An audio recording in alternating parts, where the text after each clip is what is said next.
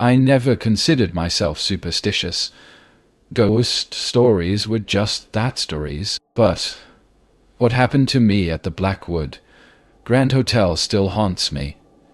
I don't expect anyone to believe it. If I hadn't lived through it myself, I wouldn't believe it either. It started as a routine business trip. My company booked a room for me at an old but well-reviewed hotel.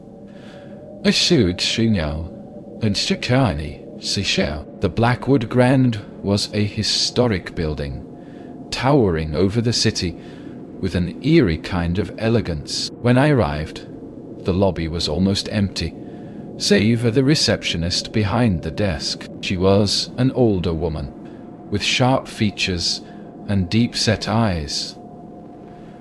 She barely looked at me as she slid a brass key across the counter. "Room 606, she said, but her voice was barely above a whisper. I took the key and headed toward the elevator. The hallways were dimly lit, the carpets thick and old, muffling my footsteps. When I reached my room, I noticed something odd. The number on the door wasn't 606, it was 666. I stared at it for a moment. Surely it was a mistake, maybe a prank. I turned to go back downstairs, but something stopped me. The hallway suddenly felt impossibly long, stretching into darkness. The warm glow from the elevator button was gone. A chill ran down my spine. I turned the key in the lock. The door creaked open. The room looked normal. A bed, a small desk, a television. The wallpaper was faded, and the air smelled stale, but nothing seemed out of place. Yet, the unease I felt didn't fade. I checked my phone. No signal. That was strange. I tried connecting to the hotel's Wi-Fi, but every time I entered the password, it would disconnect. A sudden knock at the door made me jump. I hesitated before walking over and looking through the peephole. The hallway was empty. I opened the door slightly, peering outside. Nothing. The air felt heavier, thicker somehow. Shaking my head, I shut the door and locked it. Maybe I was just exhausted from the trip. And I decided to take a shower, hoping it would help me relax. As the hot water ran over me, I heard it again, a soft tapping sound. It wasn't coming from the door this time. It was coming from inside the room. I froze, water dripping down my face. The tapping was faint but steady, like fingers drumming against wood. It was coming from the other side of the bathroom door. I turned off the water and stood still, my heart hammering. The room was silent now. I reached for my towel and stepped out cautiously. The lights flickered. The tapping started again. This time it came from the closet. I swallowed hard and forced myself to move toward it. The air felt thick, pressing against my skin like an unseen weight. I reached out, hand shaking, and gripped the handle. I yanked the door open. Nothing. Just an empty closet. A single wooden hanger swung slightly, as if it had been disturbed. I let out a breath I hadn't realized I was holding. Maybe I was imagining things. Maybe I was just overtired. I climbed into bed, pulling the covers over myself. The room was eerily silent. No street noise, no humming air conditioner, nothing. It felt unnatural. I don't know when I fell asleep, but I woke up in complete darkness. Something was wrong. The alarm clock on the nightstand was off. The red numbers were gone. I reached for my phone. The screen was black, dead. Then I heard it. Breathing, not mine. Slow, raspy breathing, coming from the foot of my bed. I couldn't move. My body refused to respond.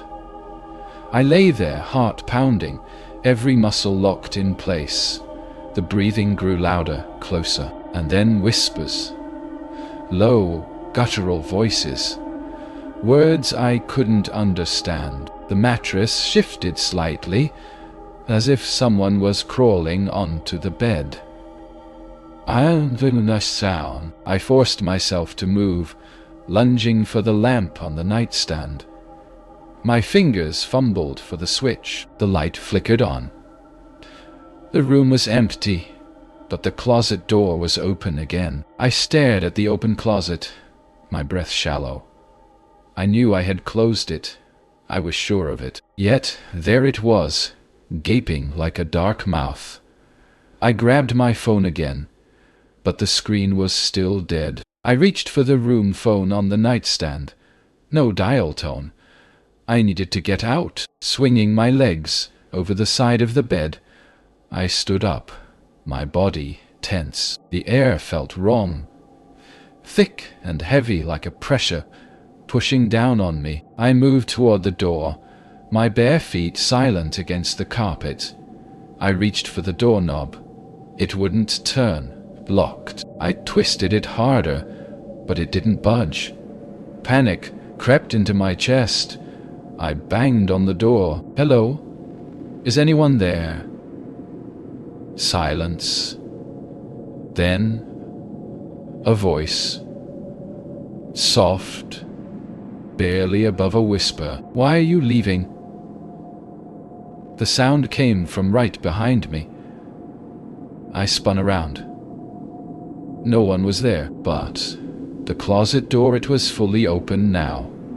Something shifted inside the darkness. I stumbled backward, pressing myself against the door. The air turned ice cold. My breath came out in visible puffs. The room, once still, now felt alive with something unseen. Then the whispering started again, this time all around me.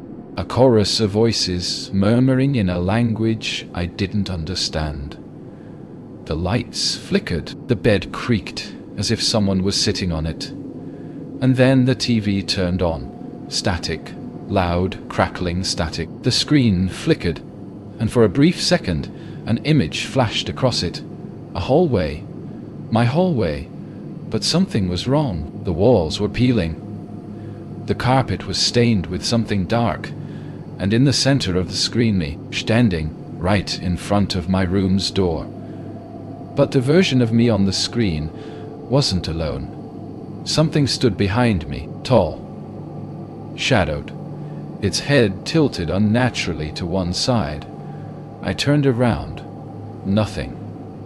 The static grew louder. The whispers turned into laughter. Then the TV shut off, and the room was silent again. My whole body was trembling. I could still hear the distorted laughter echoing in my head. I needed to get out. I turned back to the door, my fingers fumbling with the lock. It still wouldn't budge. I banged on the wood, desperation rising in my throat. Help! Somebody, please! No answer. Then footsteps, slow, deliberate. Coming from the hallway outside, relief flooded through me. Someone was there. I pressed my ear to the door, straining to listen. The footsteps stopped right outside my room. I took a deep breath and called out, "Hello? I'm stuck." The door won't open. Silence. Then 3 knocks, soft, rhythmic. Right at my door. I hesitated. Something felt off. I reached for the peephole and looked through. The hallway was empty. I staggered back, my pulse hammering. The knocking started again, louder this time, more urgent. Bang, bang, bang. I pressed myself against the wall, my breath coming in ragged gasps. The doorknob started rattling violently. The whispers returned, overlapping, surrounding me. Then everything stopped. Silence. A second passed, then another, and then, from the other side of the door, a voice. My voice. "Let me in." I choked on a breath. It was me. My exact voice mimicking the way I spoke. "Let me in," it repeated. I shook my head, pressing my hands over my ears. No, this isn't real. The lights flickered again. The room felt smaller, as if the walls were closing in. The air was heavy, suffocating. Then the door handle slowly started turning. I hadn't unlocked it, but something was coming in. I couldn't breathe. My back was pressed against the far wall, my fingers digging into the old wallpaper. The handle twisted all the way down, and the door creaked open. Darkness. The hallway outside was gone. In its place was a black void, stretching endlessly. A cold, rotting smell seeped into the room. The whispers returned, low and guttural. Then something stepped inside. I couldn't see it clearly, just a tall, shifting shadow. It moved unnaturally, its limbs too long, its head tilting side to side, like it was studying me. I tried to scream, but my voice was gone. The figure took another step, then another. The room warped around me. The bed, the TV, the wall saw stretched and distorted, like melting wax. My vision blurred. The air turned thick, pressing against me like invisible hands. I ran straight for the bathroom, slamming the door behind me. My shaking fingers fumbled for the lock. I backed away, heart hammering. Silence. For a long moment, nothing happened. Then, a soft knock. Tap, tap, tap. I didn't move. A whisper slipped through the cracks of the door. "You've always been here." No, that wasn't true. I was a guest. I had checked in just hours ago. Hadn't I?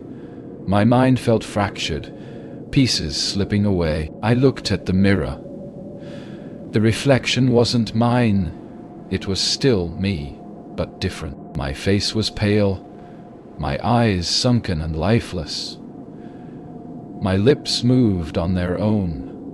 "Room 666, the reflection whispered. "You never leave." The door behind me burst open. Everything went black. I woke up to sunlight streaming through the window. The room was clean, normal. The closet was closed. The TV was off. For a moment, I thought I had dreamed everything. Then I saw the door. The number had changed.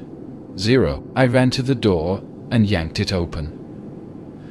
The hallway stretched endlessly in both directions. The carpet was old and rotting, the wallpaper peeling. Doors lined the corridor, each one identical. No numbers, no exits. And behind me, in the room I had just left, the closet door slowly creaked open.